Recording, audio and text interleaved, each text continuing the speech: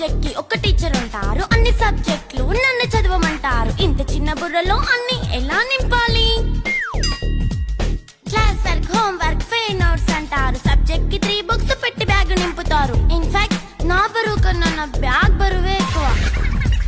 క్వశ్చన్లు, ఆన్సర్లు, సర్ప్రైజ్ టెస్టులు తమ్మి దాటుకొని మళ్ళీ స్కూల్ వాన్ ఎక్కేసి అమ్మయ్య ఇక ఇంటికి వచ్చేసామనుకుంటే మార్క్స్ తక్కువ వస్తే చెయ్యాలి అసైన్మెంట్. రిపోర్ట్ కార్డ్ చూపిస్తే ఇంట్లో ఉన్న పనిష్మెంట్. హోంవర్క్ చేయమంటూ మమ్మీ చంపుతుంటుంది. ట్యూషన్ టైం అయిందని డాడీ తరుముతుంటాడు. డాన్స్ క్లాస్ కి వెళ్ళమని తాతయ్య తిడతాడు. స్నాక్స్ తిని వెళ్ళమని నాన్నమ్మ ఆపుతుంది. ఇక అన్నీ అయిపోయాక కాసేపు టీవీ చూద్దామంటే మమ్మీ ఎంట్రీ ఇచ్చింది. బెడ్ యొక్క మంది చిన్న నాప్ తీసేలోపు తెల్లారిపోయింది.